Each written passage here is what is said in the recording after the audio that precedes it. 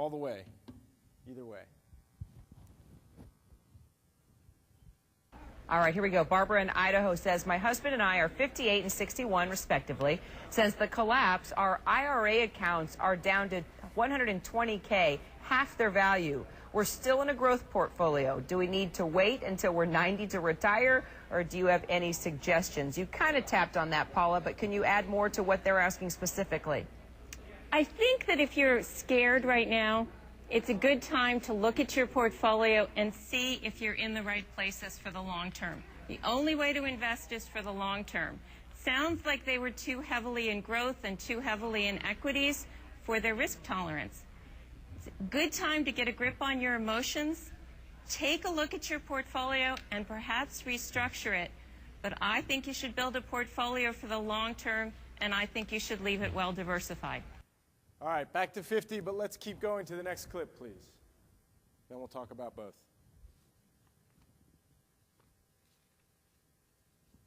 Well, if you're going to build a portfolio for the long term, you have to understand that the long term for the U.S. economy is very bleak. You know, there is zero chance that what the president is doing is going to work. There's a 100% chance it's going to make the economy much worse. But what they can do is take advantage of the fact that stock markets around the world have fallen in sympathy with ours. And there are stocks around the world in other countries, particularly in Asia, like Hong Kong and Singapore. There are a lot of stocks that are paying 10 and 15% dividend yields right now. A lot of stocks with good balance sheet that can really offer good current yield and a lot of potential for growth. So people just need to look abroad and understand how the world is changing and how that's going to affect the value of U.S. assets.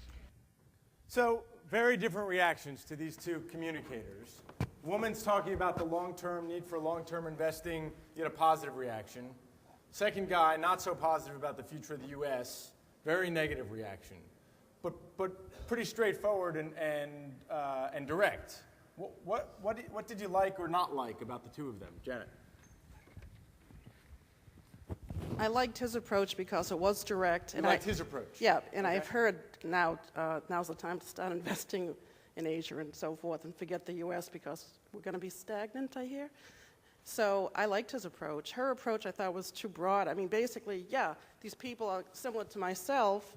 You know, I'm retired as an early retiree, and everything is tanked, but it's coming up a bit. But for her to just say, look now, and, you know, you need to diversify and this and that, well, we know that, but it's like, where do you go? He had an answer. I don't think she did. Okay. Isabel. Well, I looked at it both being positive. Sometimes the reality and the perception of reality can be both the same and different.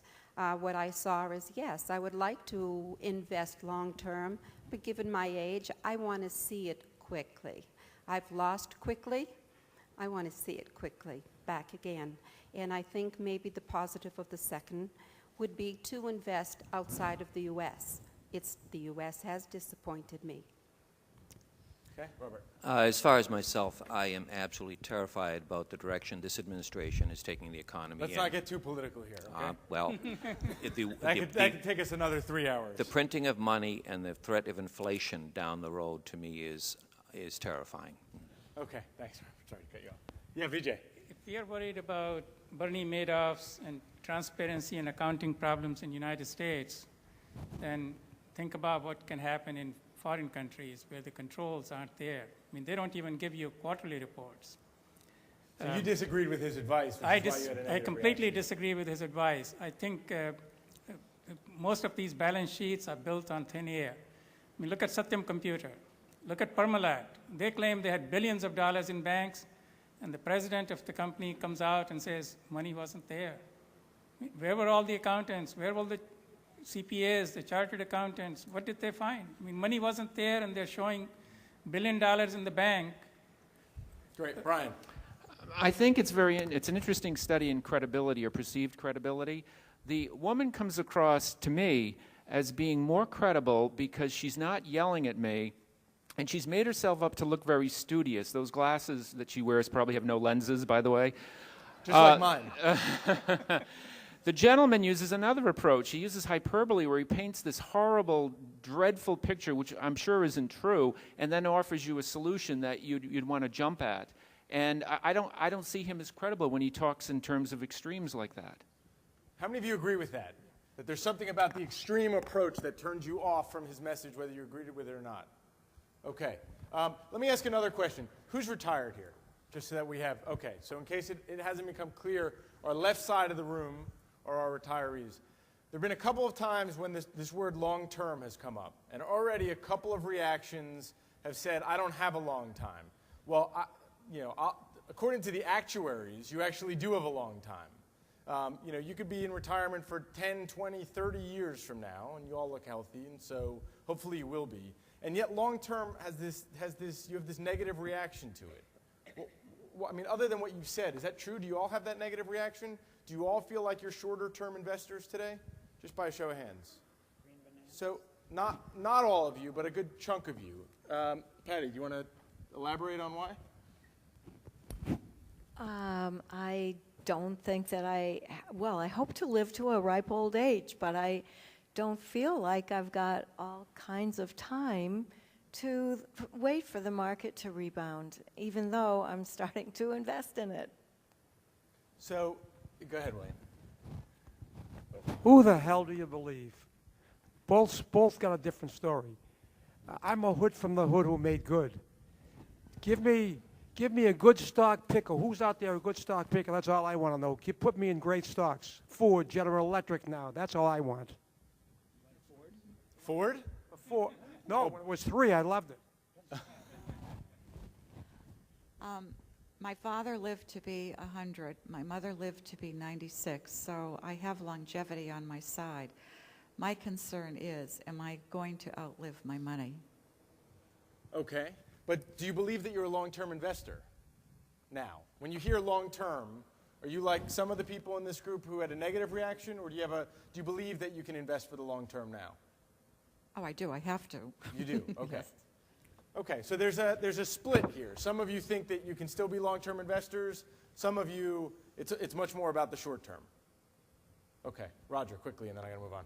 If I knew how, I'd day trade vigorously, but I understand it's a vicious situation. However, I'm definitely in it as the short term arises, paying attention to what's happening in the market, being more aware, and being a more intelligent investor. But therefore, I'm looking for trends, and I realize the basis of any good thing is, 10-year balance sheet. Well, I want to go to Paris next year, and I know it'll happen. Something's out there that's going to pop. Okay, Arthur, I cut you off before. Did you want to add something on the earlier conversation, or have we moved past it? Right. As far as long-term is concerned, I was heavily invested in real estate and banking. And for obvious reasons, I don't see any chance of ever coming back to what I was in 2007. I was semi-retired in 2000. I was actually semi-retired in 2004, along with a couple of my friends.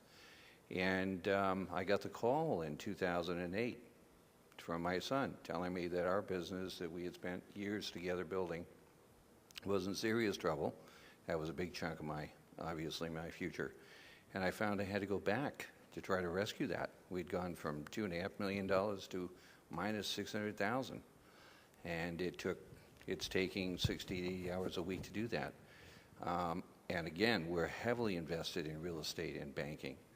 And I have to be frank with you, now that I am back into the marketplace, I do not have the optimism to believe that we are actually going to work our way through this anytime soon.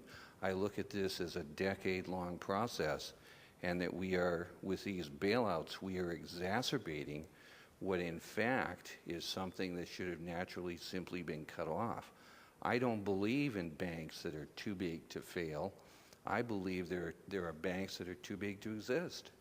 And I've come to that conclusion because I've watched their servicing techniques, and unfortunately it means that those of us that have invested in those banks don't have much of a chance of recovery for that principal balance that we once vested.